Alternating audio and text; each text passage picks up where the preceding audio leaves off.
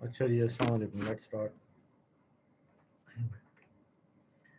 तो एग्जांपल जो 7.6 है, यहाँ से हमने करना है स्टार्ट। और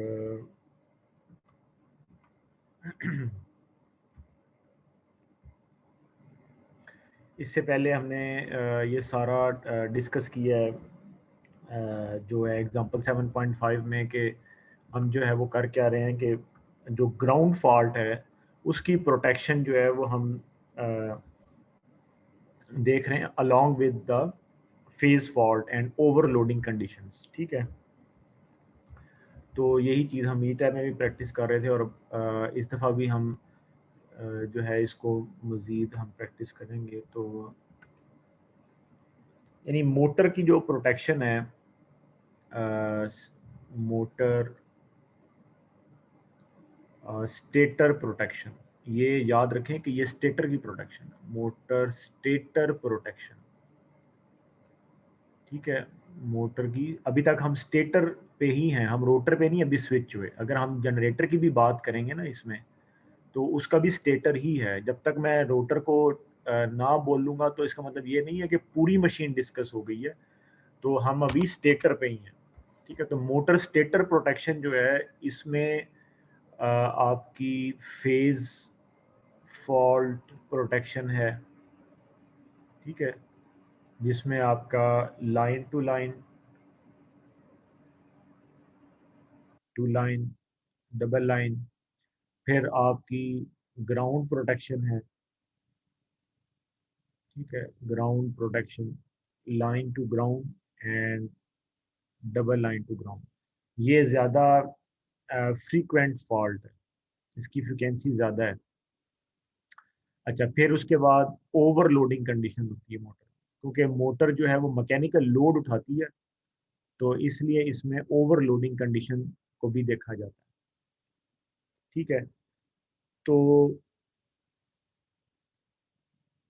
जो आपकी ग्राउंड प्रोटेक्शन है और जो फेज फॉल्ट, सॉरी, जो ओवरलोडिंग कंडीशन है, ये दोनों वाली जो कंडीशन हैं,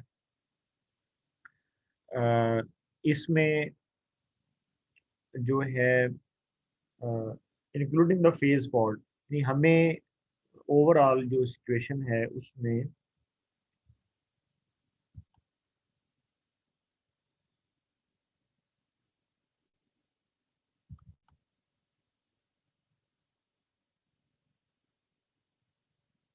अच्छा, एक मिनट ज़रा ये वेट करें, मुझे ना यूनिवर्सिटी से कॉल आ रही है, एक सेकंड वेट।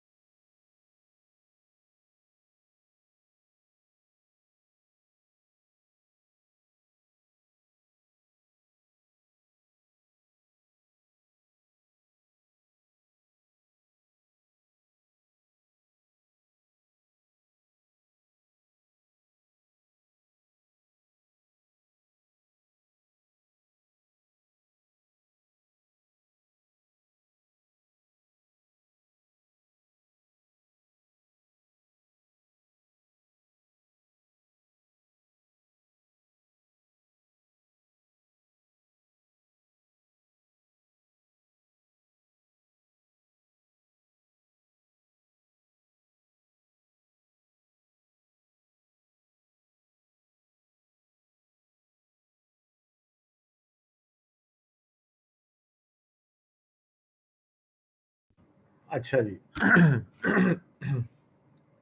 तो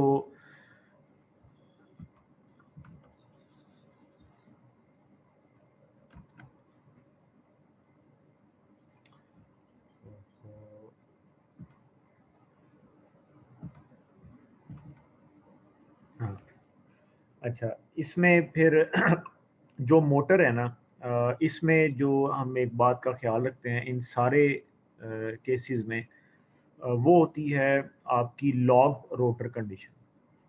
लॉग रोटर एक्चुअली जो हमारी प्रोटेक्शन जिस वजह से ट्रिकी बन जाती है वो ये वाली कंडीशन है कि हमारी कोई भी प्रोटेक्शन जो है वो इस कंडीशन में ऑपरेट ना कर जाए, ठीक है। तो ग्राउंड प्रोटेक्शन और ओवरलोडिंग प्रोटेक्शन जो है इसमें हम इन दोनों में, यानी इसमें और इसमें, हम जो अपना टाइम डायल है उसको जो है वो हम ज़्यादा रखते हैं, काफ़ी ज़्यादा, ठीक है, ताकि यानी इस तरीके से हम अवॉइड करते हैं, ठीक है। यानी ग्राउंड प्रोटेक्शन, और ये हमने अभी ई टैप में करना है, यानी इस दफ़ा मैं आपको ग्राउंड प्रोटेक्शन जो है वो यानी वो बताऊंगा, और ओवरलोडिंग जो है, ठीक है, यानी इसको ओवरलोडिंग को हमें ना एक तरीके से मॉडल करना पड़ेगा, क्योंकि जो स्टार कोऑर्डिनेशन है उसमें ओवरलोड पे ट्रिपिंग इस तरह से है नहीं, यानी बनाएंगे फॉल्ट ही मगर होगा वो ओवरलोड, तो उसको फिर हम जो है वो ऑब्जर्व कर सकते हैं। तो ये वाला और ये वाला, इसमें हम अपना टाइम डायल जो है वो ज़्यादा रखते हैं, ठीक है, और तब हम लॉक रोटर कंडीशन से अवॉइड करते हैं। ठीक है, ये यानी इसका बेसिक रूल है। और फेज फॉल्ट में आप 50 वाला ऑपरेशन जनरली लेते हैं, ये जनरल मैं बात कर रहा हूँ, कभी ये नहीं भी होगा। और क्यों, वाई, क्योंकि इसकी पिकअप जो है वो बहुत ज़्यादा होती है, तो इसलिए हम 50 ऑपरेशन जो है वो ले सकते हैं। अब इसकी पिकअप बहुत ज़्यादा है, ऑब्वियसली ये लॉग रोटर कंडीशन से तो काफ़ी ज़्यादा ऊपर होता है। तो और फिर हम इसको 1.7 टाइम्स रखते हैं। तो ये वाली जो एग्जांपल है इसमें भी ऐसे ही है, एक दफ़ा हम दोबारा ये चीज़ें देख लेंगे तो हमें वो रिवाइज़ भी हो जाएंगी सारी चीज़ें। ठीक है, तो इसने इसको यहाँ पे इस एग्जांपल को इस तरह से बताया हुआ है। तो एग्जांपल 7.6 जो है ना, इसमें मोटर का जो साइज़ है, you can see the size of the motor is 7500 horse power. ठीक है, जो लास्ट हमारी एग्जांपल थी उसमें 2000 हॉर्स पावर थी। तो 7500 एज़ कम्पेयर टू 2000 जो है ये वे हाई, यानी डबल ट्रिपल से भी ज़्यादा है, बल्कि ऑलमोस्ट 4 टाइम्स के करीब साइज़ है जो हमने अभी लास्ट टाइम किया। तो इसमें जैसे मैंने बताया था ना लास्ट टाइम के, अब इतने बड़े साइज से इसका जो लॉग रोटर करंट है, आप ये देखें, जो इसका लॉग रोटर करंट है वो 5.5 किलो एम्पेयर के करीब है। Log rotor current is 5.5 kilo ampere. अगर मैंने इंस्टेंटेनियस प्रोटेक्शन करनी है तो मैं इसका भी 1.7 लेता हूँ। तो इस तरीके से बाज़ औक़ात आपकी जो पिकअप होती है ना वो कम पड़ जाती है जब आपका ये वाला फॉल्ट आएगा, यानी वो इतनी फिर रह नहीं जाती आपकी पिकअप, इतना यानी इतना मल्टीपल नहीं बनता उसका, क्योंकि आपने पिकअप जो है वो इस लॉग रोटर का आगे सेट किया होता है। फेज फॉल्ट की मैं बात कर रहा हूँ। ठीक है, तो वो फिर इतनी रह नहीं जाएगी कि आप उसको एक इंस्टेंटेनियस ऑपरेशन आप दे सकें, फिर आपको 87 लगानी पड़ती है। और यही हमने लास्ट टाइम बात की थी कि हम इस वाले एग्जांपल में देखेंगे कि 87 क्यों लगा रहे हैं, और ये बहुत ही इंपॉर्टेंट पॉइंट है। तो ये डाटा ऊपर हमें उसका दिया हुआ है, ये मोटर का ये वाला जो डाटा है। तो सबसे पहले वही जैसे हम करते हैं कि हमने सीटी की रेशो सिलेक्ट करनी है। First step is to select the CT ratio. Second step में आप इसकी ओवरलोडिंग कंडीशन को मैनेज कर सकते हैं, या आप इसका जो है हाँ, ओवरलोडिंग कंडीशन इसने यहाँ पर मैनेज की हुई है। फिर उसके बाद ग्राउंड फॉल्ट है, फिर उसके बाद फेज फॉल्ट है। ठीक है, तो पहले फेज कर लें फिर ग्राउंड कर लें, लेकिन पहले सिटी की रेशो और फिर जनरली हम ओवर करंट को या ओवरलोडिंग कंडीशन को हम जो है वो देखते हैं। तो ये हमें पता है कि अगर हमने सिटी की रेशियो लेनी है तो ये इसका फुल लोड करंट है 918 एम्पेयर। इसका जो सर्विस फैक्टर है ये वाला जो है, this is the service factor. ठीक है, so this is the service factor, ये हमने वहाँ ई टैब में भी इस तरीके से सेट किया था। सही, तो ये इसका सर्विस फैक्टर आ गया, ये फुल लोड करंट आ गया, और ये जो है वो मोटर की पिकअप है कि हम चाहते हैं कि मोटर इस मल्टीपल ऑफ 1.25 पर पिक करें या पिकअप हो उसकी। ठीक है, तो ये सारा बन जाता है आपके पास 1320 एम्पेयर्स। सही, तो हम जो सिटी लेंगे वो इससे बड़ा लेंगे, क्योंकि हम नहीं चाहते कि इस पे भी 5 एम्पेयर आए पूरे। हम ये नहीं चाहते, हम चाहते हैं कि इससे कम आए। अजी हो जाता। सर ये 1.25 सर गिवन है या सर हम लोग डिजायर्ड ये 1.25? 1.25 जो है ना, ये जो ओवर करंट रिलेज होती है ना, वो हम उनके लिए पीछे जो चैप्टर पढ़ के आए हैं, चैप्टर नंबर 8 ट्रांसफार्मर का, उसमें आपने ओवर करंट की जब सेटिंग की है ना जितनी भी, तो वो आप ओवरलोडिंग कंडीशंस फुल लोड का 1.25 लेकर आप अपना कहते हैं कि नहीं, ये हमारा पिकअप है।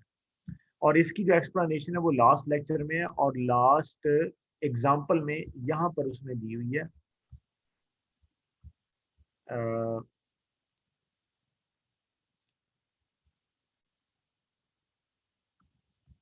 ये वाला, तो 1.25 जो है वो it is nothing but it is the over current relay setting, यानी it is customary to set the over current relay at 1 to 5% of full load actually. ठीक है, तो हम इस पर सेट करते हैं, तो इस ठीक है वजह सर। से उसको भी फिर हम ना फुल लोड में ले आते हैं। तो ये बात बहुत जरूरी है कि आपका जो फुल लोड है वो 1.15 मल्टीप्लाई 918 है। ये बात एक्चुअली अहम है। 1.15 is the service factor and 918 is your full load current. ये तो यहाँ पर मैंने हाईलाइट किया 918 एम्पेयर। तो 918 एम्पेयर जो है ये मोटर का फुल लोड करंट है और 1.15 ये उसका सर्विस फैक्टर है, यानी ये उसकी कैपेबिलिटी है कि वो फुल लोड का भी 115% ऊपर लोड उठा लेती है। ठीक है, तो इस इसको आपस में मल्टीप्लाई करेंगे तो ये यानी ये फिर हम कहेंगे कि ये टोटल फुल लोड बन गया। अब इसका 1.25 हम लेंगे, ये वाला जो 1.25, और फिर हम यानी अपनी रिले को इसके मुताबिक आगे कहीं सेट कर सकते हैं।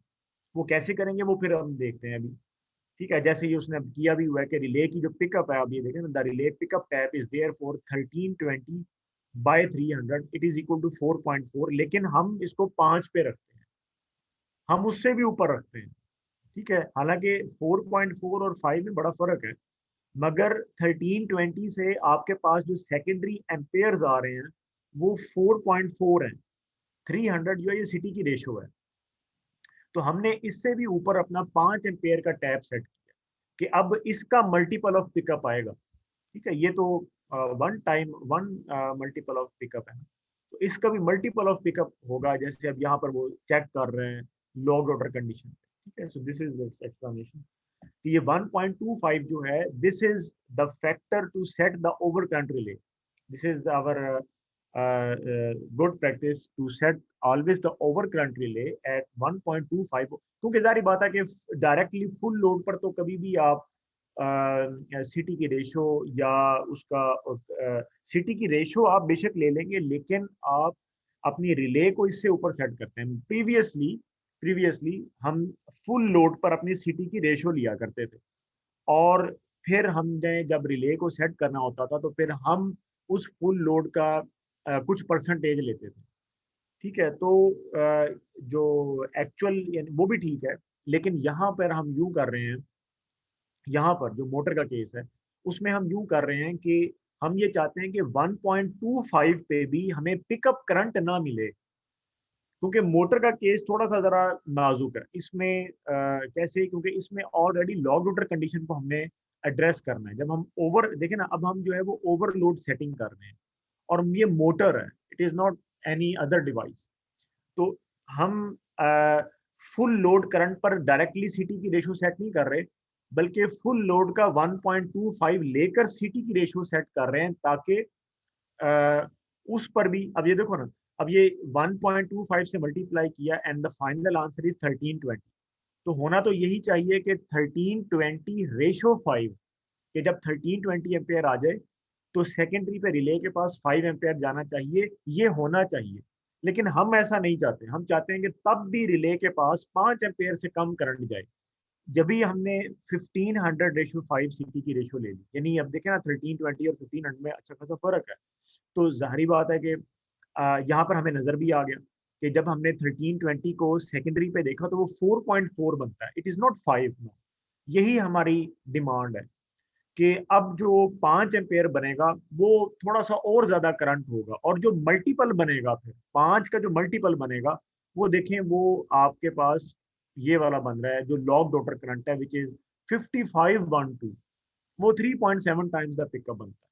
तो इसी गर्ज से हम ये नहीं चाह रहे थे कि एक तो डायरेक्टली पहले फुल लोड पर या 1.15 इंटू 918 पर अपना सिटी सेट करें, और फिर हमने इसीलिए 1.25 यहाँ पर ले लिया और उसके बाद सिटी सेट की। यानी ये मैं एक्चुअली जो प्रीवियसली हम कर रहे हैं, क्योंकि हम ये करते थे कि फुल लोड पर अपना सिटी लेते थे और उसके बाद हम फिर रिले की सेटिंग उस फुल लोड का कुछ 1.25 लेकर सिटी को हम, सॉरी, अपने रिले को हम सेट कर लिया करते थे।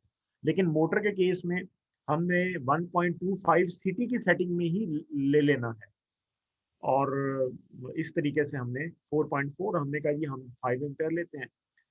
तो अब ये आपका टैप रिले का सेट हो गया, इसको हम कहेंगे पिकअप, इसको टैप बोल लें, इसको पिकअप बोल लें रिले का। कि 5 एम्पियर जो है ये आपका वन मल्टीपल ऑफ पिकअप है।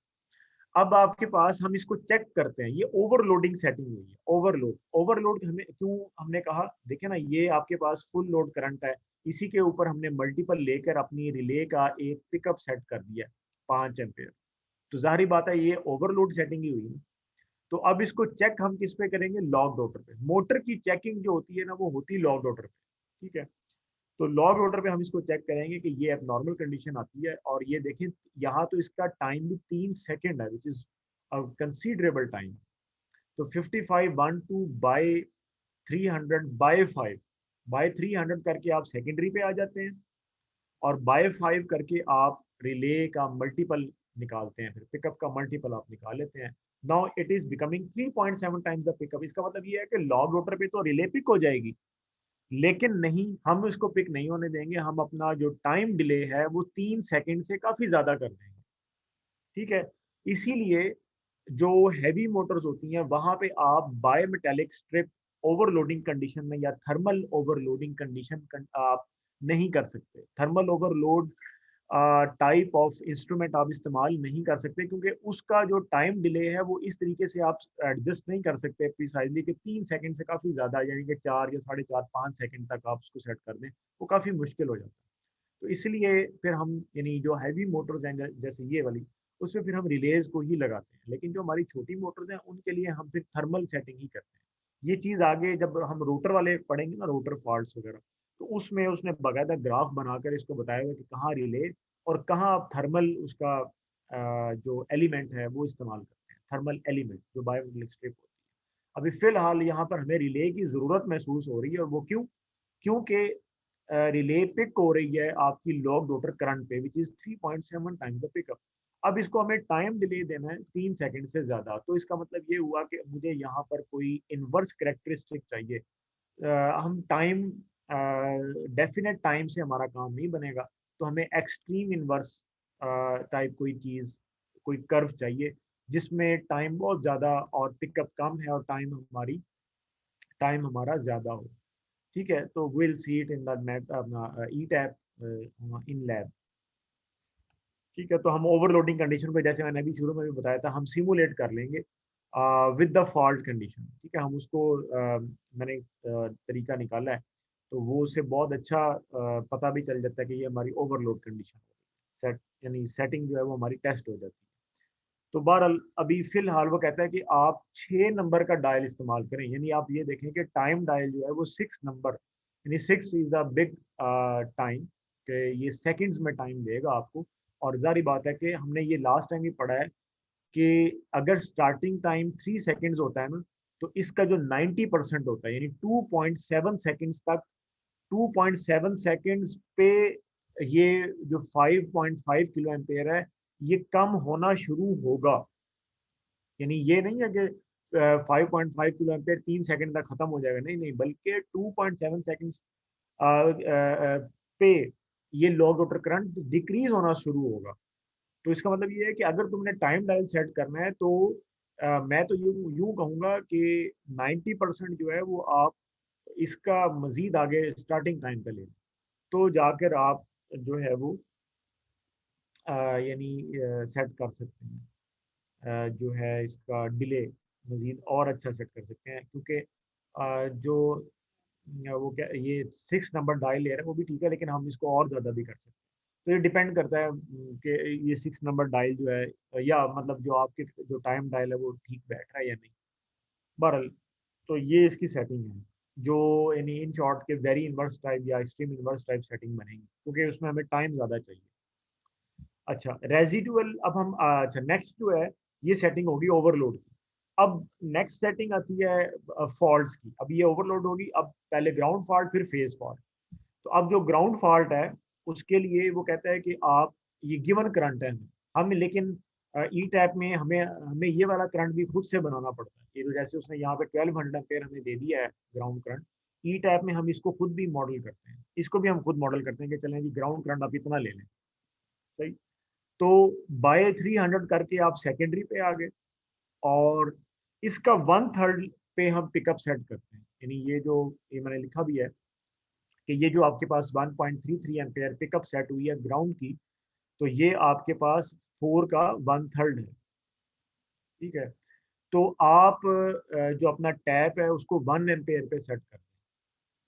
ठीक है, use the 1 ampere tap and the same dial time dial setting. क्या मतलब है same dial time dial setting? आप 7.5 में देख लें, वहां भी वो कोई नहीं बता रहा, वहां पे वो ये लिख रहा है कि अपने प्लांट को देख लें और फैसला कर लें। तो अब मैं आपको जनरल रूल बताता हूँ। जनरल रूल जो है मोटर के केस में ये होता है कि स्टार्टिंग टाइम से हर रिले का टाइम वर्चुअली ज़्यादा होता है। यानी ये कंसीडर किया जाता है कि जो भी रिले सेट होगी वो इस टाइम से ज़्यादा सेट होगी, चाहे वो ग्राउंड वाली है या चाहे वो फेस फॉल्ट वाली है। तो 7.5 में भी वो सिर्फ ये कह रहा है कि आप इसका टाइम डायल जो है ना स्टार्टिंग से बस ज़्यादा रख लें, वो सेटिंग शूटिंग कोई नहीं कर रहा। तो द पॉइंट इज दैट कि हम जाहिर बात है कि जब ये वाला पिकअप लेंगे 1.33 प्राइमरी एम्पेयर, जब ये वाला आएगा और ये पिकअप करंट, तो इस पे भी हम वेरी इनवर्स, या जैसे उसने ऊपर भी मेंशन किया था, मैं आपको दिखा देता हूँ। यू कैन सी के ये ठीक है, यहाँ पर वो बता रहा है कि आपने रेजिडुअल सिटी लगाना है। ये वाला जो सारा पैराग्राफ है, it is about residual CT. You can see residual of the CT secondary circuit, यानी कि ग्राउंड फॉल्ट, और उसके लिए we will apply very inverse या शॉर्ट टाइम इंडक्शन रिले। ठीक है, तो वेरी इनवर्स से मुराद यही है कि आपने उन सेकंड्स को कवर करना है जो कि लॉग डॉटर का करंट। ठीक है, उन सेकंड्स को हम कवर करेंगे। तो मैंने आपको जनरल ही बता दिया है कि रिले चाहे ओवरलोडिंग में है या आपकी ग्राउंड में सेट हो रही है, तो फेज को मैं भी नहीं कहूंगा, क्योंकि फेज का तो हम लॉग ऑर्डर में का ही 1.7 ले लेते हैं। तो हमने, यानी अगर टाइम डायल सेट करना है, generally speaking, if you are setting the time dial of the relay in case of motor, ये जनरल बात है, जनरल बात। तो you will ask what is the starting time of the motor, if it is 3 second, और इस time को हम transient time भी कहते हैं। ई टैप में इसको वो ट्रांजिएंट टाइम लिख रहा है, आपने देखा था।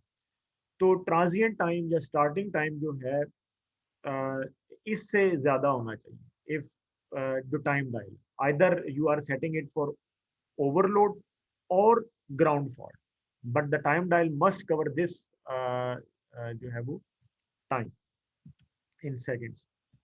तो यहाँ पे वो कहते हैं कि हम पिकअप के लिए तो 1 एम्पेयर का टैप कम से कम यही है, ताकि ये कुछ ना कुछ बन जाए। ठीक है, और 1.33 पे कुछ ना कुछ 0.3 बन जाएगा, 0.6, लेकिन वो इनफ ही होगा क्योंकि ग्राउंड फॉल्ट है। And the same time dial setting वो हमने इससे ऊपर रखनी है। ठीक है, अच्छा, तो ये हो गया आपका ग्राउंड फॉल्ट। फिर अब इसी तरह से जो इंस्टेंटेनियस रिले, अब आएगा हमारा फेज फॉल्ट। ये जो उसने फेज फॉल्ट यहाँ पे लिखे हुए हैं, ये वाले जो फेज फॉल्ट है 20 किलो एम्पेयर और 25 किलो एम्पेयर, तो इसके लिए आप 50 ऑपरेशन इस्तेमाल करते हैं। ठीक है, और वो कैसे इस्तेमाल करते हैं, आपने अब 50 इस्तेमाल करना है तो उसकी सिर्फ करंट पिकअप होती है, टाइम की सेटिंग नहीं होती। और जो उसकी करंट की पिकअप होगी वो हम लॉग डॉटर का, या जो उसका एसिमेट्रिकल करंट होता है लॉग डॉटर का, इसका 1.7 लेते हैं। जैसे हमने ई टैप में देखा तो वो हमें मल्टीपल दे रहा था, एसिमेट्रिकल मल्टीपल आपने क्या लेना है, 1 लेना है, 1.76, 1.6 और 2 लेना है। तो हमने उसको 1.76 सेलेक्ट कर लिया। तो आप इसका 1.7 लेंगे, या ये वो ले रहा है यहाँ पे, ये वाला यहाँ पे कि 1.7 इंटू 5512 इट बिकम्स 9370 एम्पेयर। ये अब आपका पिकअप बन गया, इंस्टेंटेनियस का पिकअप बन। अब लेकिन हमने इसको चेक करना है। चेक हम करेंगे मिनिमम फेज फॉल्ट करंट पे, जो कि 20 किलो एम्पेयर का करंट। ठीक है, 20 किलो एम्पेयर। और जब हम अगर इस पर सेट चेक करते हैं, तो यानी क्या है, कैसे 20 किलो एम्पेयर डिवाइडेड बाय 9370, तो ये आपके पास सिर्फ 2.1 टाइम्स द पिकअप बनता है। यानी कहने को तो ठीक है, लेकिन ये देखें ना, ये वो आगे जो जुमला लिख रहा है वो इसकी जस्टिफिकेशन है कि वो 87 को क्यों लगाना चाह रहा है। वो कहता है this is not enough of a margin, this is not enough of a margin, ये इनफ मार्जिन नहीं है टू एंश्योर फास्ट ट्रिपिंग। एक तो आप इंस्टेंटेनियस ऑपरेशन ले रहे हैं और फिर वो भी 2 टाइम्स द पिकअप, तो ये कभी भी सेफ मार्जिन नहीं है। ठीक है, ये कभी भी लॉग डॉटर में एसिमेट्रिकल पोर्शन ज्यादा हुआ तब भी फॉल्ट ट्रिपिंग बन सकती है। ठीक है, सो वो कहता है कि for a motor of this size which is a way high size 75 horse power we would use 3 differential relays 87। तो ये जो डिसीजन होता है ये आफ्टर सर्टन एक्सपीरियंस के बाद, जैसे ये उसने लिखा है कि आप यहाँ पे 15, हालांकि 2000 हॉर्स पावर की मोटर थी पीछे, तो वहां पर हमने इंस्टेंटेनियस ऑपरेशन इस्तेमाल किया फेज फॉल्ट्स के लिए, लेकिन उससे जस्ट ही नेक्स्ट एग्जांपल जो, लेकिन जो जिसमें मोटर का साइज उसका 4 गुना हो चुका है तकरीबन, तो हम अब ये जो इंस्टेंटेनियस अपना ऑपरेशन है वो नहीं, बल्कि अपना डिफरेंशियल ऑपरेशन हम इस्तेमाल कर रहे हैं, और हर फेज में एक सीटी लगाएंगे, और उसका डिफरेंशियल कैसे बनाएंगे ये उसने ऊपर बना कर दिखाया है यहाँ डायग्राम में। सर ये जो ये इसने डिफरेंशियल अपनी सिलेक्ट की है सर ये पिकअप के हाँ अकॉर्डिंगली किया है ना, 2.1 आ रहा है, क्योंकि सर जो अब प्रीवियस एग्जांपल हाँ थी वहाँ जी पे जी 7 के करीब पिकअप था सर, इसने वहाँ पे उसने सर वो इंस्टेंटेनियस यूज कर ली थी। अब यहाँ पर इसने पिकअप के अकॉर्डिंगली ये सिलेक्ट कर लिया 87 डिफरेंशियल है। 87 यूज कर लीजिए, वो इसीलिए क्योंकि मोटर का जितना साइज है ना, साइज मोटर का, और फिर साइज के अकॉर्डिंगली जो लॉग रोटर का जो करंट है ना 5512 जो है, आपने जो लॉग रोटर का जो करंट लिया है ना वो देखें, ये लॉग रोटर का करंट है इस तरह का, ये एसिमेट्रिकल है, it is not sinusoid wave form. जब ये है फुल लोड वाली wave form, full load FLA wave form, जो आपकी लॉग रोटर वेव फॉर्म है वो आपके पास इस तरीके से आती है कि वो एसिमेट्रिकल होती है। ठीक है, और मे बी यहाँ जीरो से ना स्टार्ट हो, यहाँ से स्टार्ट हो, यानी उसमें ये DC पोर्शन होता है, DC ऑफसेट होता है उसमें। ठीक है, और फिर इस तरह का पीकी नेचर होती है कुछ और इस तरह की। ठीक है, वो एसिमेट्रिकल इसीलिए बन जाती है, एसिमेट्रिकल क्यों बनता है ये भी एक क्वेश्चन है, कि ये मोटर तुम्हारी लगी हुई है, ये इसकी सप्लाई है, सप्लाई, और यहाँ पर इसका साइज 7500 हॉर्स पावर है, और 5.5 किलो एम्पेयर इसका LRA है। तो इसका एसिमेट्रिकल होना बनता है, या इसको सजता है आप यूं कह लें। वो क्यों? वो इसीलिए क्योंकि इतने बड़े साइज की मोटर जब सप्लाई से चलती है ना, तो ये जो मैंने अभी आपको दिखाया ये होती है अंडरग्राउंड केबल, सही, और पर फेज आपके पास वोल्टेज अनबैलेंस हो जाते हैं। ये वोल्टेज की अनबैलेंसिंग आपने लैब में एक दफ़ा मीटर पे देखी थी। ठीक है, और मीटर में इवन जब आप 400 वोल्ट पे ही अपना छोटा सा लोड चलाते हैं तो आपको इस कदर वेरिएशन यानी 3 फेज पे नजर आती है कि बंदा हैरान रह जाता है। ठीक है, तो जो वोल्टेज ये वेरी करते हैं ना, क्योंकि इतना हैवी लोड जब आप चलाएंगे तो वोल्टेज एसिमेट्रिकल हो जाएंगे, या सप्लाई अनबैलेंस थोड़ी सी होती है, और सो इज द करंट, और फिर बहुत थोड़े टाइम के लिए करंट आता है, यानी this current is not FLA but it stage 4.3 second, any amount of energy which is for limited time, not the steady state time, that is always called the transient energy, or whatever current है तो transient current, voltage है तो transient voltage, and transient मतलब कि उसकी जो nature होगी उसमें DC भी होगा, उसमें कुछ पीक भी होगी, उसमें छोटी पीक्स भी बड़ी पीक्स भी होंगी।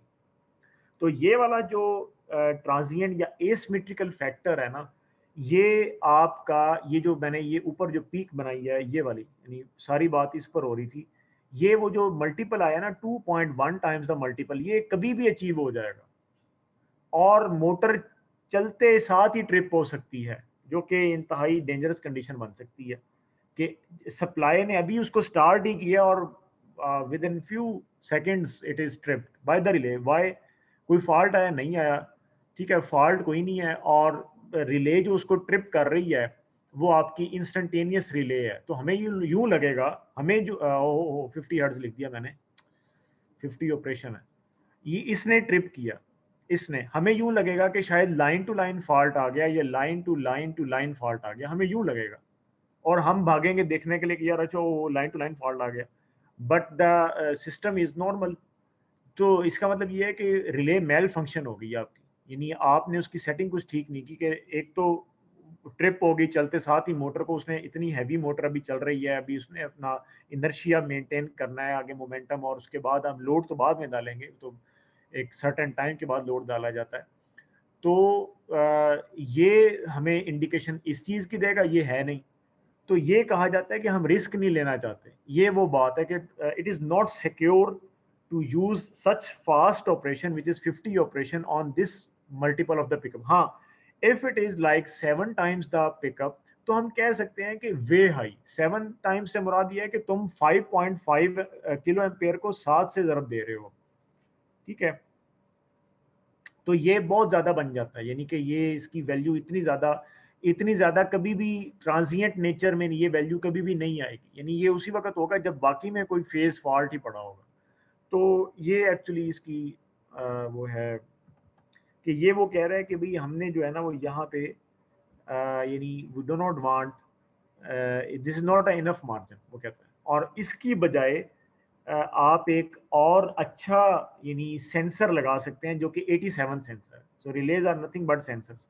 तो यहाँ पर सेंसर सिलेक्शन होती है सारी, यानी इसी की गेम होती है, और इसकी पिकअप सेटिंग और टाइम डायल सेटिंग। तो ये 87 उसने लगाया, और उसके लिए वो हर फेज में सिटी लगा रहा है, जिससे सिटी के एरर्स निकाल दिए जाएंगे। अगर हम, जारी बात है, इसको परसेंटेज इस्तेमाल करेंगे, उसमें सिटीज के एरर्स भी निकल जाएंगे, ठीक है ना। तो 50 में सिटी का एरर भी शामिल हो सकता है, और मतलब कई हमें फिर इस तरह की कॉम्प्लिकेशन आती हैं, जिसमें हम फिर 50 इसलिए नहीं ले रहे हैं, यहाँ पर लिखा भी नहीं इसलिए। तो 87 में ये सारी चीज़ें परसेंटेज में हम निकाल देंगे, निकल जाती हैं, और इसकी कोई टाइम सेटिंग नहीं है, क्योंकि जब 87 ट्रिप करेगी इसका मतलब ये है कि we are very certain that there is a fault in this zone.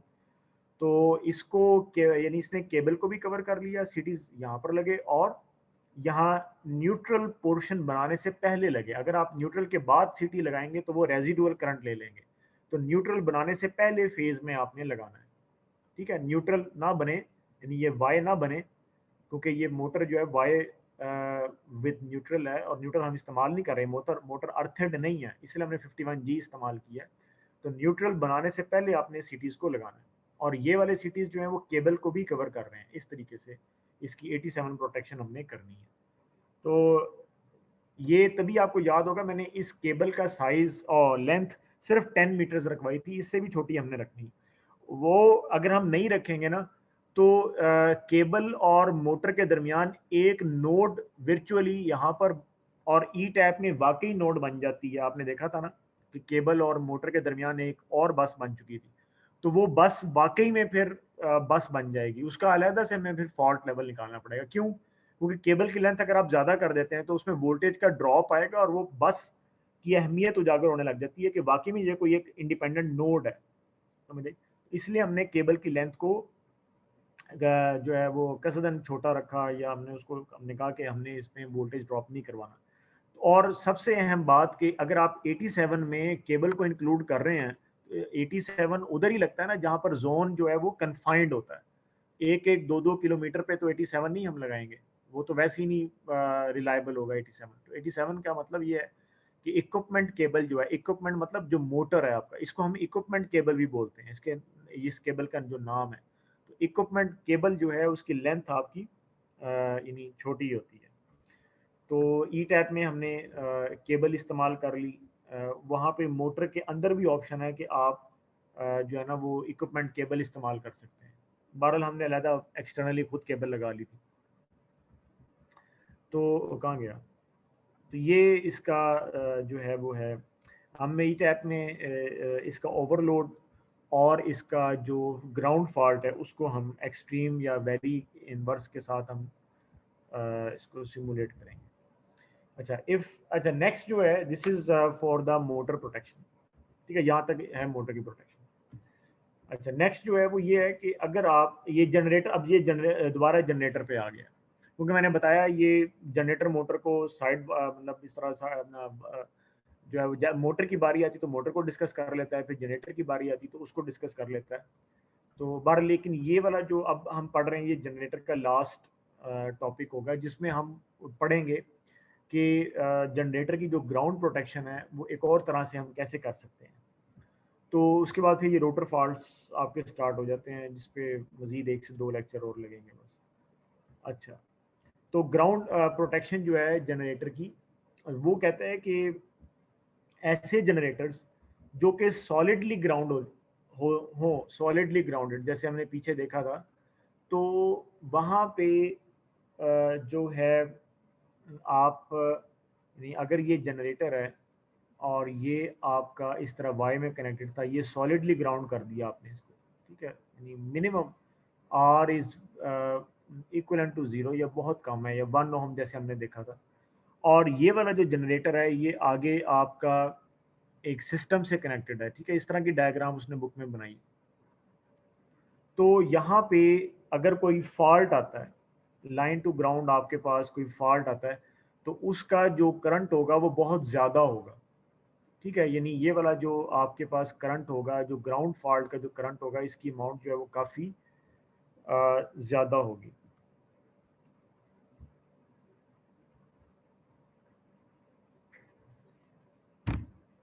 और रिले के लिए इनफ होगा कि वो इस पर ट्रिप कर जाए, ठीक है, यानी इनफ रिले करंट आपको अवेलेबल होगा, जैसे उसने यहाँ पर बताया कि द रिले वुड ऑपरेट। लेकिन इस रिले को दूसरी रिलेज के साथ जो है वो कोऑर्डिनेशन में होना पड़ेगा। जनरेटर की जो ग्राउंड रिले है उसको दूसरी रिलेज के साथ कोऑर्डिनेशन में होना पड़ेगा, ये देखने के लिए कि ये जो फॉल्ट है वो कहाँ पे आया।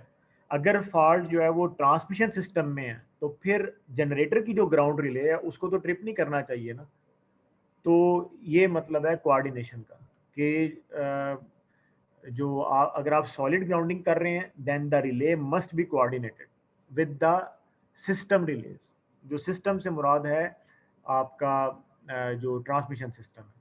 अच्छा, फिर वो कहता है कि if the generator is connected to the system through a wire delta transformer, जो कि सबसे अच्छी बात है, तो zero sequence current can not flow in the generator bus beyond the delta connection of the step up transformer and the faults on the Y side will remain there.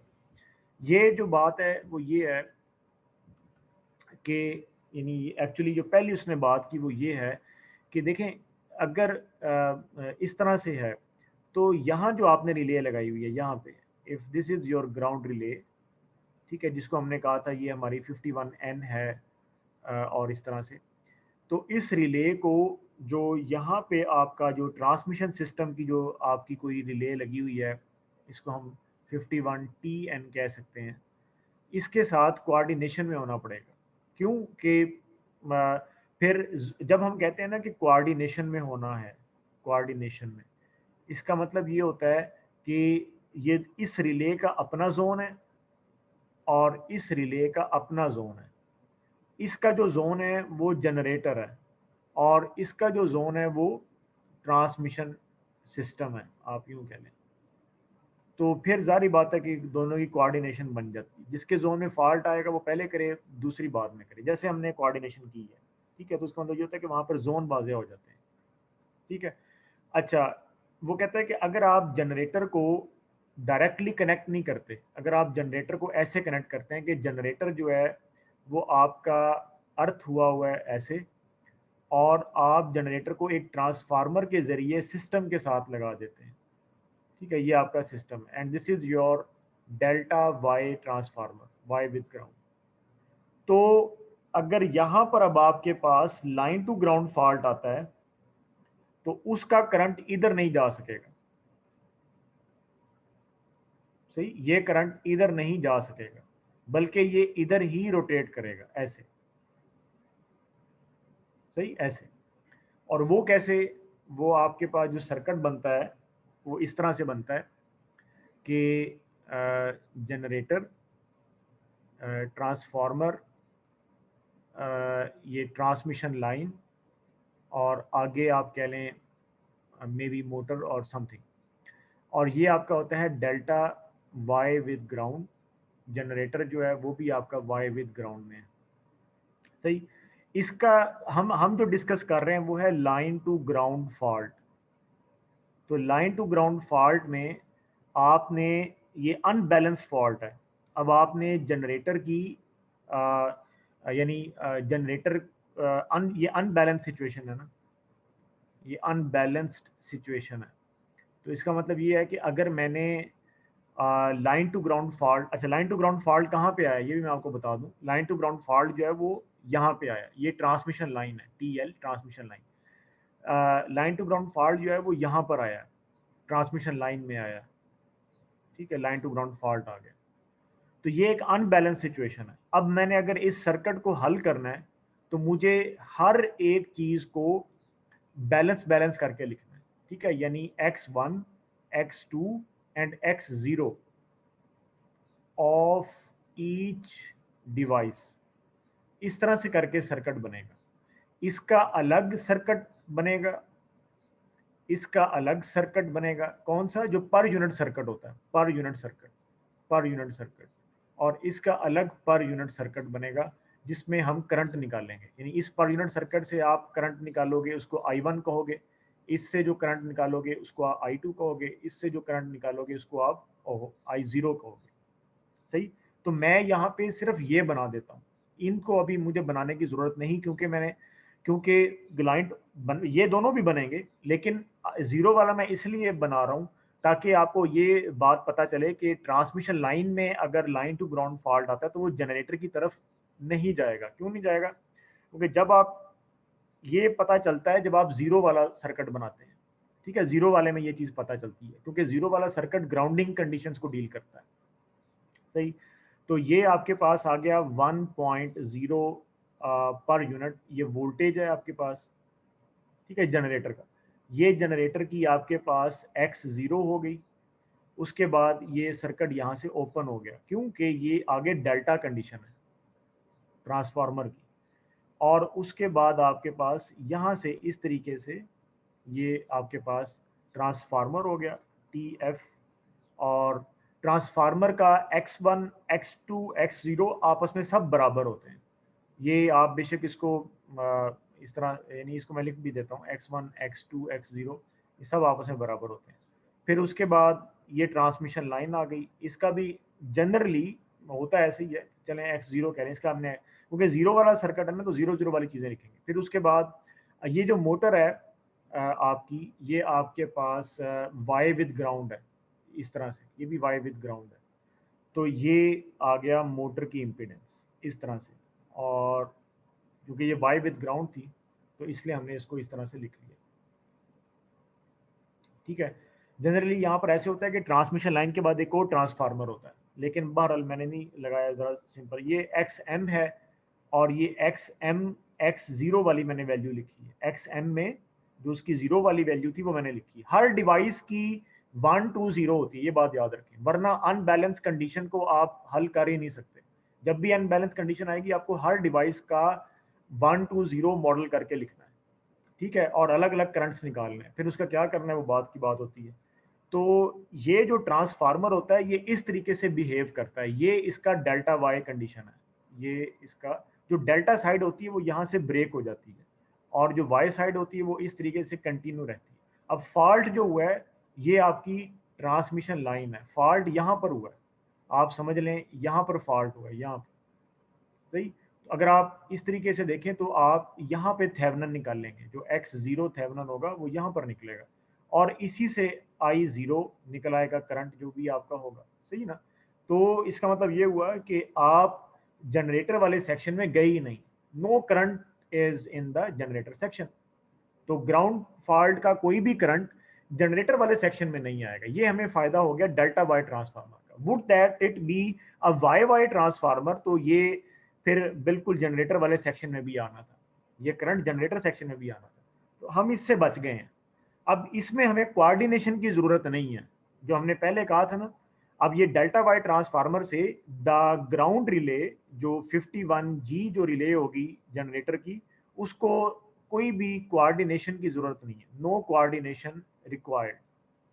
ठीक है, ये सारी बात का मकसद है एक्चुअली। सही, तो ये वो यहाँ पे इस तरीके से एक, क्योंकि जारी बात है प्रोटेक्शन कुछ का बैकग्राउंड, जारी बात है एनालिसिस है, तो इसीलिए वो ये छोटी सी उसमें यहाँ पर स्टेटमेंट है, लेकिन एक्चुअली इसके पीछे जो कंसेप्ट है वो पूरा एनालिसिस का ही है कि जैसे ये मैंने आपको बता दिया कि it's not that difficult thing, जैसे मैंने आपको बताया बिल्कुल ऐसे ही। अब ये मैं आपको यहाँ से बता देता हूँ। वो कहते हैं कि if the generator is connected to the system through a Y delta transformer as shown in this figure, जो नीचे वाली फिगर है 7 पॉइंट, अभी मैं आपको दिखाता हूँ। वो कहता है zero sequence current can not flow in the generator bus beyond the delta connection, सही है, of the step up transformer. So faults on the Y side will therefore not operate the ground relays on the delta side, क्योंकि generator जो है वो transformer की delta side पे है, लिहाजा कोई भी फॉल्ट जो Y की साइड पर आएगा वो डेल्टा वाली साइड की रिलेज को ट्रिप नहीं कर सकता। ठीक है, तो ये इसकी एक्सप्लेनेशन है, और ये उसने यहाँ पर हमें ये करके दिखा दिया कि इसीलिए हम जनरेटर को उसके step up transformer delta Y के साथ सिस्टम से कनेक्ट करते हैं। डेल्टा है, ये वाई, ये स्टेप अप ट्रांसफार्मर है, ये वाई इसका ग्राउंड हुआ हुआ है, और ये जनरेटर जो है वो अब इस ट्रांसफार्मर के थ्रू ग्राउंड हुआ है। अब हम ये पढ़ेंगे कि जनरेटर जो है उसको ट्रांसफार्मर ग्राउंड हम इसको कहते हैं, और ये बहुत अहम कंडीशन है। यानी लेट्स से अगर आपकी कहीं पावर प्लांट में कोई इंटर्नशिप है और समथिंग, तो ये वाली चीज़ तो बहुत ही अहम क्वेश्चन बन जाता है, या मे बी कि जनरेटर को हम जनरली ट्रांसफार्मर ग्राउंड के साथ ग्राउंड करते हैं, और उसकी रीज़न है कि ये इकोनॉमिकल सोल्यूशन है। यानी ग्राउंड तो हम रेजिस्टेंस के साथ भी कर सकते हैं, ग्राउंड हम रिएक्टेंस के साथ भी कर सकते हैं, लेकिन वो महंगी होती है। तो हमारे पास जो सस्ता सोल्यूशन है वो डिस्ट्रीब्यूशन ट्रांसफार्मर है and a resistance combination, this is our cost effective solution. ठीक है, इकोनॉमिक रीजंस, ये उसने यहाँ पर ऊपर लिखा भी है, इकोनॉमिक रीजंस की वजह से हम जनरेटर को ना रजिस्टर के साथ ग्राउंड करते हैं, ना रिएक्टेंस के साथ ग्राउंड करते हैं, बल्कि एक ट्रांसफार्मर के साथ हम ग्राउंड कर देते हैं। उसके सेकेंडरी पे एक रजिस्टर लगता है जो कि करंट को लिमिट करता है रिले के लिए, लेकिन बाज़ का करंट ज़्यादा लिमिट हो जाता है तो फिर हमें वोल्टेज रिले लगानी पड़ती है, और 51N को हमने एज अ बैकअप रखा हुआ है। ठीक है, तो ये वाली जो सारी बातें हैं वो अब यहाँ पे ये वाली सारी बातें कर रहे हैं कि वी जो है ground our generator via a distribution transformer and resistance combination as shown, and the primary voltage rating of the distribution transformer is the phase voltage rating या लाइन टू न्यूट्रल रेटिंग, क्योंकि जो आपका transformer है वो phase में लगा हुआ है ना, यानी ग्राउंड के साथ लगा हुआ है। ठीक है, तो इसलिए जो इसका प्राइमरी वोल्टेज जो प्राइमरी वोल्टेज रेटिंग है वो फेज वोल्टेज वाली होनी चाहिए। ठीक है, तो ये वो बता रहा है कि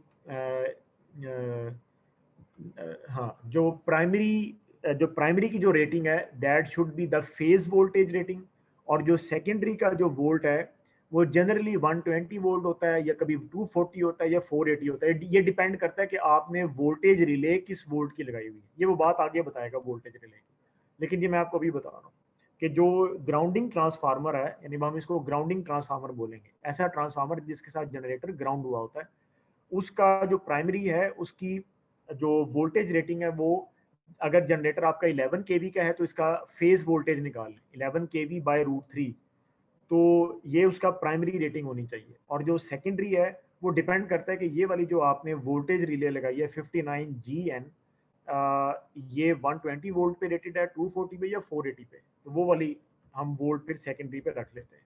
ठीक है, तो इसके अलावा वो बता रहा है कि आपका जो प्राइमरी है वो उसको कम से कम 105% ऑफ द रेटेड वोल्टेज बर्दाश्त करना चाहिए ताकि वो सेचुरेट ना हो। ये अलग बात है, ये कोर सेचुरेशन से मुतालिक बात है, तो जारी बात है कि इतनी रेटिंग तो हम रखते ही हैं। ठीक है, अच्छा, फिर वो कहता है कि सेकेंडरी का रजिस्टर क्यों रखा हुआ है, ये बहुत अहम बात है। इसकी डिजाइनिंग होती है बाकायदा सेकेंडरी के रजिस्टर की, एक इसकी होती है वोल्टेज डिजाइनिंग, एक इसकी होती है करंट, और एक इसका होता है वोल्टेज। ठीक है, वोल्टेज, करंट एंड वोल्टेज। तो सबसे पहले वो इसका वॉट बता रहा है कि इस रजिस्टर के वॉट्स कितने होने चाहिए, पावर रेटिंग जिसको हम बोलेंगे। वो कह रहा है इसकी जो पावर रेटिंग है वो इसके, क्योंकि इसमें आना है जीरो सीक्वेंस करंट, जैसे मैंने आपको बताया कि जो जीरो सीक्वेंस करंट है वो आपका ग्राउंड फॉल्ट या ग्राउंड वाले सर्किट में फ्लो करता है, ठीक है, या ग्राउंड वाली जो कंडीशन है वो जीरो वाले सर्किट में आती है, जीरो वाले सर्किट में, अभी जैसे मैंने बनाया भी था। तो इस वाले रजिस्टर की जो पावर रेटिंग है वो फिर जीरो वाली चीज़ों के मुताबिक होनी चाहिए, ठीक है। तो the power rating of this resistor should be equal to the reactive power dissipated in the zero sequence capacitance of the generator windings, leads, surge arresters, and transformer windings, ठीक है। कि जो भी ये डिवाइसेस उसने बताए हैं, जैसे लीड्स हैं, अपना सर्ज अरेस्टर्स हैं, एंड ट्रांसफार्मर वाइंडिंग्स, ये मैं अभी आपको बताता हूँ। तो ये आपका स्टेटर जो है, ये स्टेटर की बात हो रही है। तो अब मैं स्टेटर में जो फेज़ हैं मैं उनको बनाता हूँ। ये फेज़ हैं आपके, ठीक है, और ये रेड है, ये येलो है, और ये ब्लू है, ठीक है। हर फेज़ के अंदर कॉइलिंग है, ठीक है, ऐसे ये कॉइल है, और ये स्टेटर है जो मैंने बनाया। ये this is red, this is yellow, and this is blue. अब आपने इसको जब आपने लेट्स से कि आपने इसको जो है वो वाई बनाना है, तो जो लीड्स इस्तेमाल होती हैं इसको वाई बनाने में, या इस तरह से ये कनेक्शन कॉमन, क्योंकि ज़ाहिर बात है कि अगर ये 11 केवी का है या 15 केवी जनरेट कर रहा है तो ये वोल्टेज बहुत ज़्यादा है। तो वो जो बात कर रहा है कि लीड्स में जो कैपेसिटेंस होती है आपस में, ठीक है, यानी फेस टू फेस कैपेसिटेंस आप यूँ कह लें, ठीक है, phase to phase capacitance, leads capacitance, ये वो लीड्स कैपेसिटेंस या फेस टू फेस कैपेसिटेंस है, ठीक है। तो अब हमारे पास यहाँ पर कैपेसिटेंस डिस्कस हो रही है कि हमारी जो कैपेसिटेंस है वो यानी, और फिर कैपेसिटेंस ही क्यों, ये भी मैं आपको बता देता हूँ और भी बताता हूँ। तो कैपेसिटेंस कितनी टाइप की है, एक तो हो गई लीड्स की कैपेसिटेंस, ठीक है। लीड्स से मुराद क्या है कि ऐसी वायरिंग जो कि फेजिस का आपस में कनेक्शन करने के लिए इस्तेमाल होती है, चाहे वाई या डेल्टा, ठीक है। तो ये लीड्स होती हैं। जो आपके पास 11 केवी को लेकर जा रही हैं लीड्स, या 15 केवी को डील कर रही हैं, दे आर दैट लीड्स। तो इनमें आपस में जो कैपेसिटेंस है, ठीक है, capacitance in between the leads, between the जो है आपका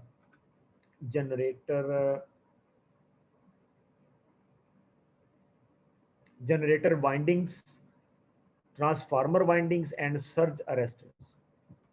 तो जनरेटर वाइंडिंग्स के दरमियान जो कैपेसिटेंस बन जाती है ऐसे, और इसके दरमियान, तो जनरेटर वाइंडिंग्स, इसी तरह से जो स्टेप अप ट्रांसफार्मर है, स्टेप अप जो ट्रांसफार्मर है उसकी जो वाइंडिंग्स हैं, ठीक है, ये वाइंडिंग्स का ऐसे है।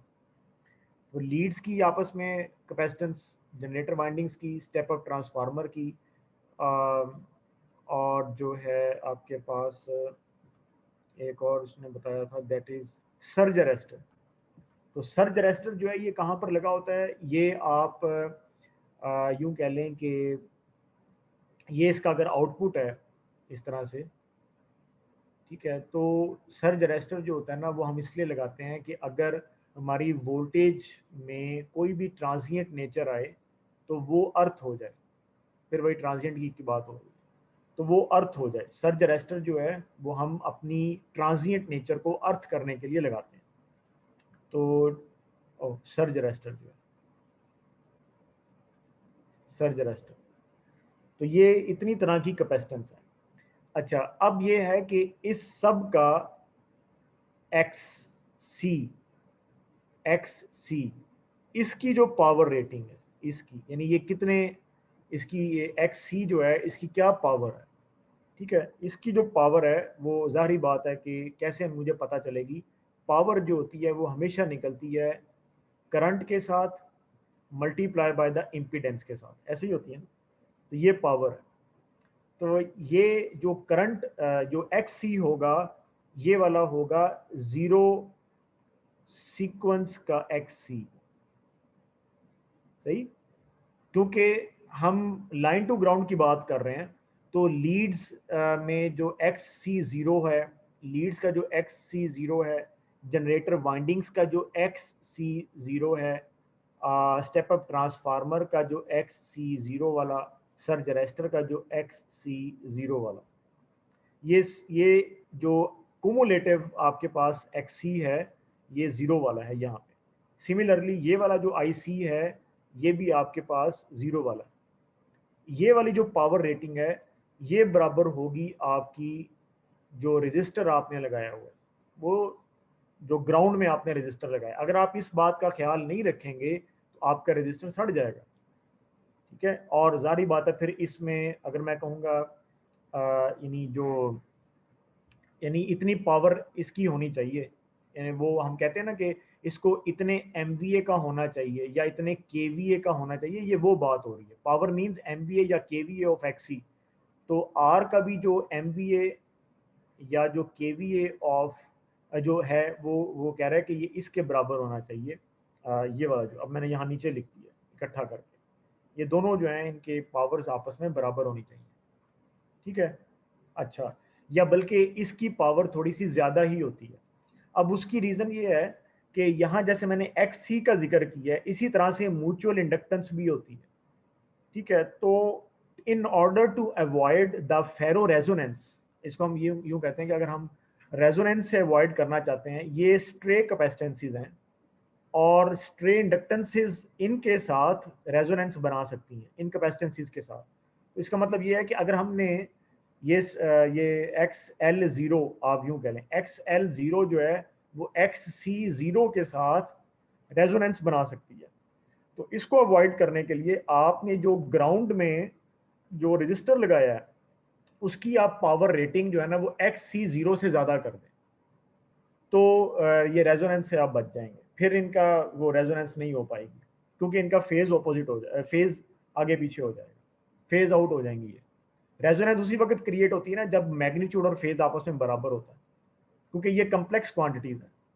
तो हमने रेजिस्टेंस को इसमें ऐड करवा के कितनी रेटिंग का हम कहते हैं, इससे या इससे ज़्यादा रेटिंग का रखें, XC0 की जितनी रेटिंग है इससे या इतनी ज़्यादा इसका MVA KVA रखें, तो आपका वो रेजोनेंस जो है वो क्रिएट नहीं होगा, आप उससे अवॉइडेंस हो जाएगी। ये वो यहाँ पर बता रहा है कि इसका जो पावर रेट है, हम यहाँ से इसको पढ़ते हैं, the power dissipated in the resistor is equal to the reactive, ये इक्वल लिख रहा है, एक्चुअली इससे थोड़ा ज़्यादा ही होता है, reactive power that is dissipated in the zero sequence capacitance of the generator windings, leads, surge arresters and transformer windings। ये इसका पावर रेट बता रहा है MV या KVA में। फिर वो आगे इसकी करंट रेटिंग बताता है कि इसमें करंट कितना जाना चाहिए, ठीक है। ये जैसे मैंने यहाँ पर लिखा करंट रेटिंग, वो कहता है the secondary resistance is chosen to limit the primary fault current to 10 to 35 ampere.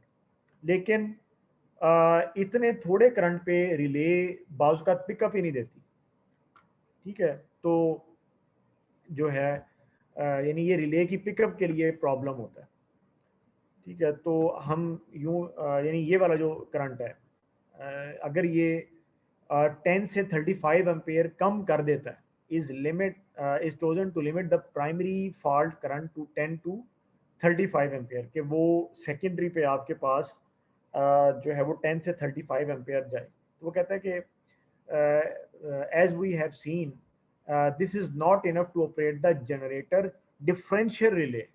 जो डिफरेंशियल रिले है उसके लिए ये काफ़ी नहीं है, ठीक है, क्योंकि हमने उसको जो एक एरर वाला जोन होता है उससे निकालना होता है। तो जाहिर बात है कि इतना करंट जो है वो उसके लिए इनफ नहीं है। तो लिहाजा however the voltage across the secondary resistor for a full line to ground fault that is at the phase terminals of the generator is equal to the full secondary voltage of the distribution transformer। वो कहता है चलें ठीक है, current का तो problem है, लेकिन वोल्टेज जो इसके अक्रॉस आ रहे हैं वो तो पैरेलल में ही अपीयर होंगे ना, तो हम ओवर करंट रिले की बजाय ओवर वोल्टेज या वोल्टेज वाली रिले हम लगा लेते हैं, क्योंकि हमें वोल्टेज का प्रॉब्लम नहीं है, सही है। तो इसीलिए हम यहाँ पर वोल्टेज रिले लगा लेते हैं, लेकिन हम करंट रिले भी लगाते हैं as a backup. Voltage relay हमारा प्राइमरी सॉल्यूशन होता है, ये हमारा एक बैकअप सॉल्यूशन होता है, सही। तो यहाँ पे जो जनरेटर की जो डिफरेंशियल रिले का जिक्र आया है वो क्यों आया? हम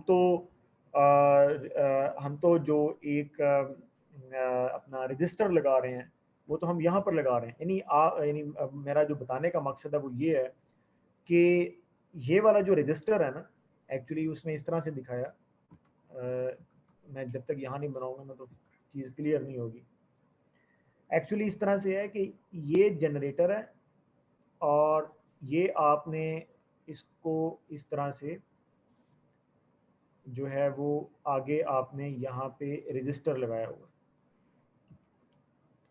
ठीक है। यहाँ पे ये वाला जो रजिस्टर है वो यहाँ पर आपने इस तरह से लगाया हुआ,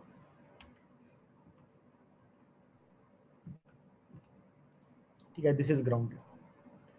तो ये रजिस्टर आपने यहाँ पे लगाया हुआ। अब इसके यानी जो ये रेजिस्टेंस है, इसके बाद आप अपना वो बता रहा है कि जो यहाँ जनरेटर का मेन 87 नहीं लगा हुआ था वो वाला, वो 87 को यहाँ से जो करंट है वो हम दे दें 87 को। तो वो ये कह रहा है कि इट लिमिट्स, यानी इसकी वो वैल्यू रखी जाती है कि यहाँ पे आपके पास आ रहा है 10 एम्पेयर से 35 एम्पेयर, ठीक है। The primary current is limited to 10 to 35 ampere, लेकिन इतना करंट जो है वो आपका जो है it is not enough for the 87 relay. 87 के लिए ये वाला जो करंट है वो इनफ नहीं है, ठीक है। तो इसलिए फिर हम यानी कि यूँ कह लें कि एक वोल्टेज रिले हम लगाते हैं।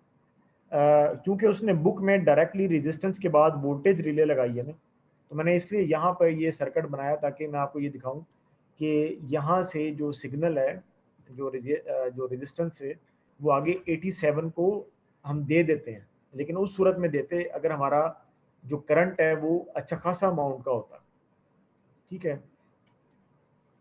तो इसीलिए हम वो नहीं दे रहे, क्योंकि जो हमारा जो प्राइमरी फॉल्ट करंट है, ठीक है, वो रिड्यूस हो जाता है 10 से 35 एम्पियर तक।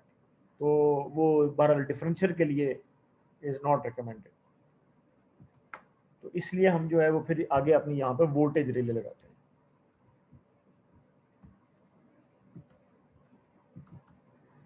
तो ये 59 GN जो है, तो वोल्टेज में हमें प्रॉब्लम नहीं है क्योंकि वोल्टेज हमारे पास पूरे आ रहे होते हैं, जैसे उसने बताया कि 120, 240 जितना भी आपने लेना, सही है। अच्छा, तो इम्पीडेंस जो हमारे पास यहाँ तक इसकी सेटिंग हो गई है, अब ये रजिस्टर आपका सेट हो गया। तो फिर वो ये कहता है कि ये रेजिस्टेंस जो है ये आपकी प्राइमरी पे क्या वैल्यू बनती है। तो कहता है the impedance reflected in the primary circuit is the secondary impedance times the square of the voltage ratio. यानी मिसाल के तौर पर क्या मतलब है कि अगर आपका 26 kV का जनरेटर, अभी एक एग्जांपल दे रहा है, 26 kV जनरेटर है, तो ये आपका लाइन वोल्टेज हो गया, तो इसका फेज वोल्टेज क्या हुआ 15 kV, सही। और आपका जो डिस्ट्रीब्यूशन ट्रांसफार्मर है, अब उसका साइज क्या बन गया 15 kV to 240 volt distribution transformer with a 1 ohm secondary resistor. ये उसने 1 ओम हमें खुद दिया है, हमने अभी डिजाइन नहीं किया, ये उसने हमें खुद दिया है, ठीक है। वो कहता है कि लेट्स से कि अगर आपको 1 ओम का रेजिस्टर दिया जाए तो वो प्राइमरी पे क्या रिफ्लेक्ट होगा, ये वो बता रहा है कि वो प्राइमरी पे जो रिफ्लेक्ट होगा that is 1500 square by 240 square, यानी ये फार्मूला है, मल्टीप्लाई बाय द 1 ओम, तो वो बन जाता है 3.9 किलो ओम, ठीक है। ये प्राइमरी पे बनती है इम्पिडेंस। इसको अगर आप वोल्टेज से डिवाइड करेंगे, जो आपके पास फेज वोल्टेज आ रहे हैं, तो ये आपके पास बनेगा वो वाला करंट प्राइमरी पे जो कि लाइन टू ग्राउंड फॉल्ट का करंट है, विच इज 3.8 एम्पेयर्स। हाँ जी, क्या पूछ रहे हैं?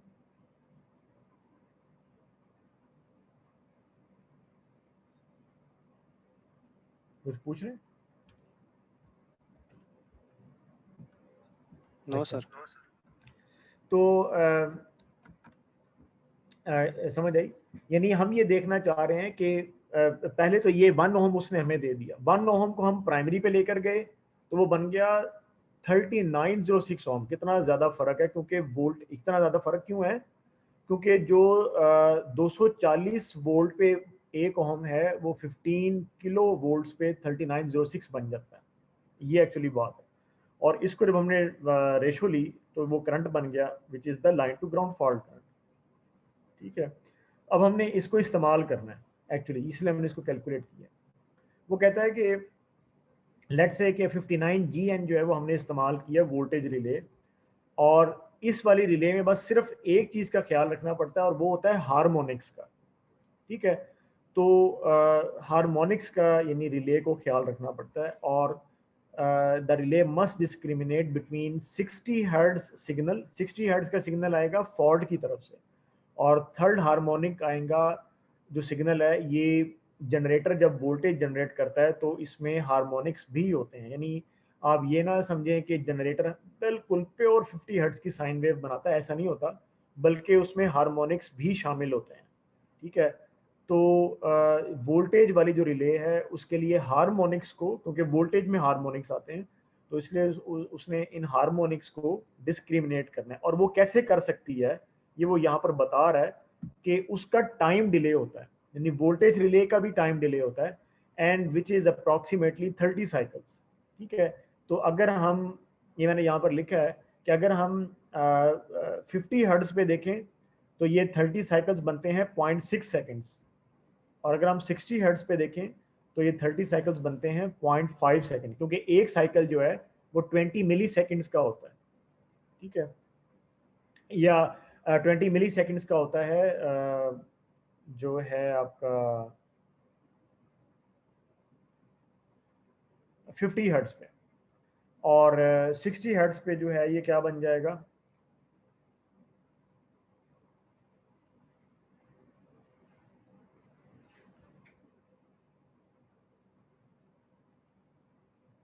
One over 60, 1/50।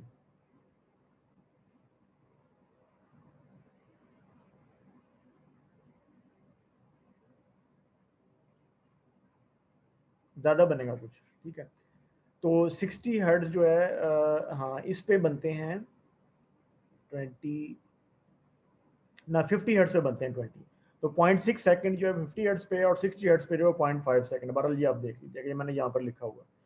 तो 30 साइकिल्स 30 सेकंड्स का इसमें टाइम डिले होता है। जनरली ये बात कर रहा है, जारी बात है कि कंपनीज टू कंपनीज वेरी करती हैं, लेकिन हमारे लिए ये चीज़ ज़रूरी है कि वोल्टेज रिले का टाइम डिले होता है, ये चीज़ ज़रूरी है। और वो टाइम डिले वो इस्तेमाल करती है रिले के हार्मोनिक्स और 60 हर्ट्ज का या 50 हर्ट्ज का जो सिग्नल उसने डिस्क्रिमिनेट करना है। ठीक है, अच्छा वो कहता है कि there is adequate security in this scheme since the voltage relay can easily be set between the normal and abnormal condition। यानी voltage relay में abnormal और normal condition की जो discrimination होती है वो बहुत ही आसान होती है। जैसे मैंने यहाँ पर लिखा कि normal condition होती है full load वाली और abnormal condition होती है log daughter वाली। ठीक है, तो चूंकि ये voltage relay है और full load या log daughter ये दोनों करंट वाली कंडीशन है, तो लिहाजा वोल्टेज रिले को इससे इसका बिल्कुल इंडिपेंडेंसी होती है। ठीक है, तो इस लिहाज से ये रिले हमारे लिए बहुत अच्छी है कि इसमें नॉर्मल या एबनॉर्मल कंडीशन के लिहाज से बेहतरीन सिक्योरिटी है। ठीक है, यानी अब हम वोल्टेज रिले को देख रहे हैं, लेकिन डिपेंडेबिलिटी अगर हम देखें तो हम इस पर बहुत ज़्यादा डिपेंड कर रहे हैं, क्योंकि अब हमने 87 भी नहीं लगाया हुआ। ये ऊपर देख लें, एक्चुअली ये वाला आर्टिकल हम क्यों पढ़ रहे हैं, क्योंकि पीछे हमने 87 के साथ ग्राउंड प्रोटेक्शन की थी, आपको याद होगा। ठीक है, 87 के साथ हम ग्राउंड प्रोटेक्शन कर रहे थे, और या 51N लगा कर रहे थे। अब यहाँ पर 87 के साथ प्रोटेक्शन नहीं हो रही, हमने ये दिखा दिया है कि 87 के साथ क्यों नहीं हो रही, क्योंकि ये करंट जो है बहुत लिमिट हो जाता है 10 to 35 एम्प्स तक। ठीक है, ये वाला जो सेकेंडरी का जो करंट है it is reduced, it is much reduced to 10 to 35 amperes, जिसकी वजह से अगर हम इसको लगाएंगे आपका जो है रिले 87, तो ये फर्दर रिड्यूस हो जाएगा, और क्योंकि वहां पर डिफरेंस ऑफ करंट जाता है ना, ठीक है, तो ये और डिवाइड हो जाएगा, तो ये उसके लिए तो यानी फीजेबल नहीं बनेगा। सही है, तो इसलिए 87 जो है वो हम यहाँ पर नहीं लगा रहे।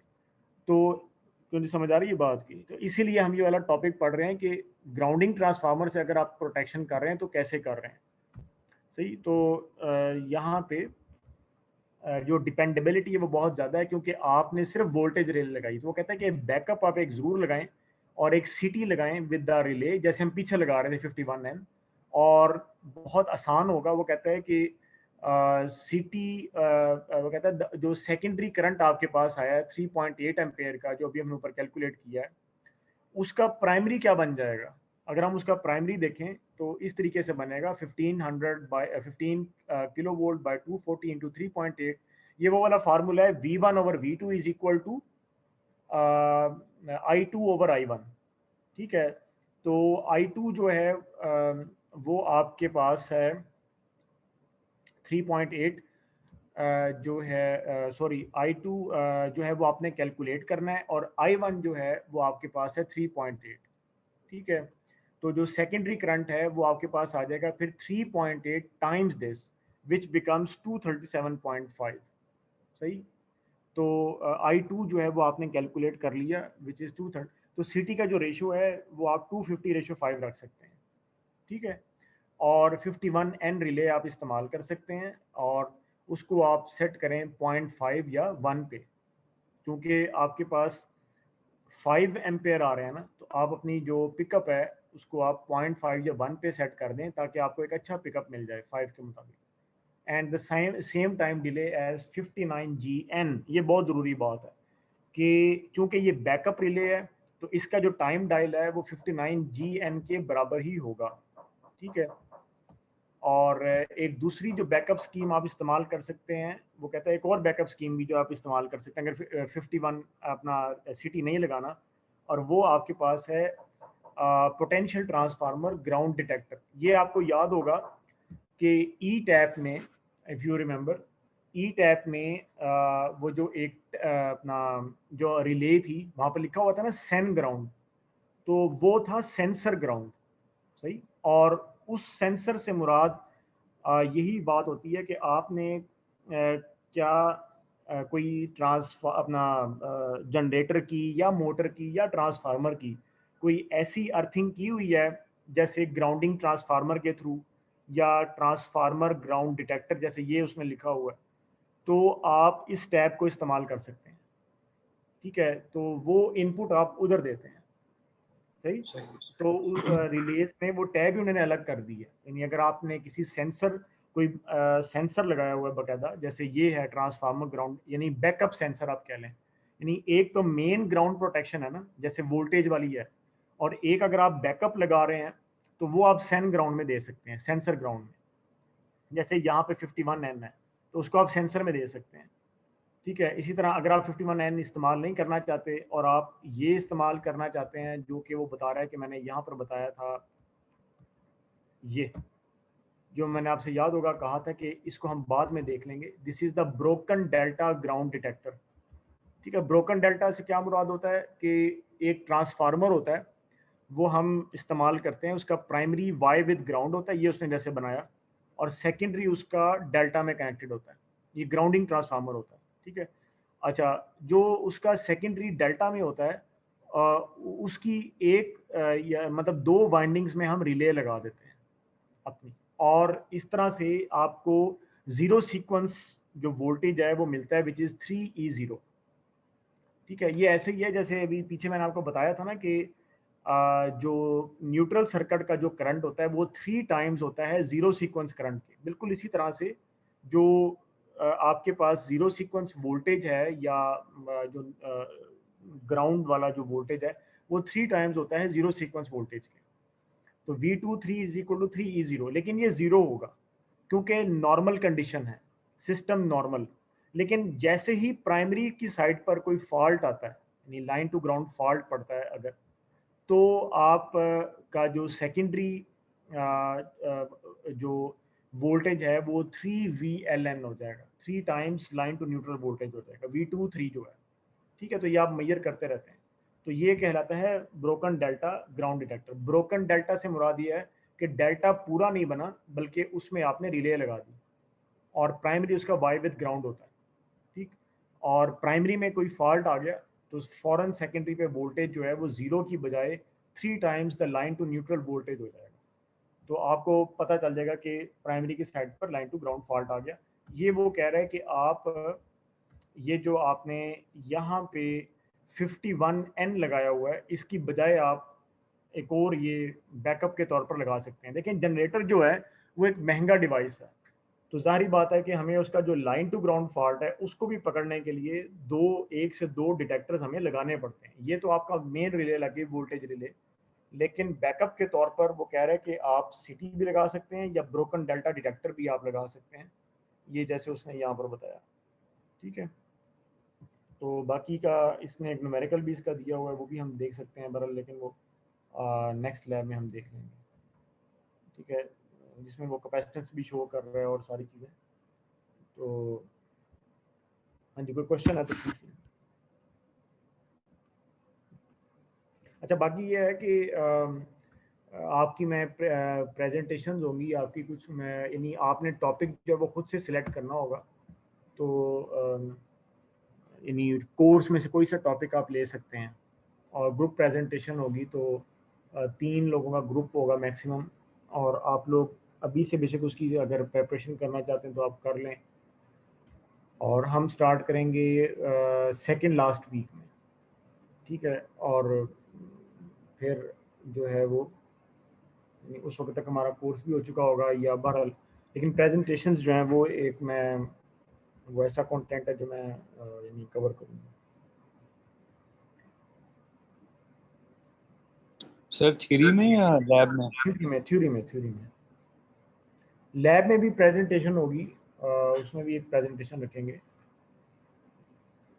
लेकिन ये फिलहाल तो थ्योरी की बात हो रही थी ना, तो मैंने ये थ्योरी की चीज़ बताई। Sir topic sir last time की तरह सर केस स्टडीज की तरह होंगे या सब कोई भी टॉपिक्स थे? नहीं, इस बुक में चूंकि केस स्टडी नहीं है और प्रोटेक्शन जो है उसमें आप ओपन है, आप मे बी चैप्टर्स मैं बता दूं, लेकिन टॉपिक आप अपनी मर्जी से सिलेक्ट कर सकते हैं। और सर टॉपिक मैच भी कर सकता है? हाँ, लेकिन ऑब्वियसली कंटेंट तो फर्क ही होगा ना। बिल्कुल बिल्कुल सर। ओके तो सर। वो आप मुझे बता देंगे कि ये ग्रुप है, ग्रुप आप अपने बेशक बना लें या टॉपिक, तो वो मुझे पता चल जाएगा कि आपका जो टॉपिक है वो कौन सा है। सर मैक्सिमम 2 हैं 3 हैं? मिनिमम 2 हैं, 2 से कम ग्रुप नहीं है। राइट।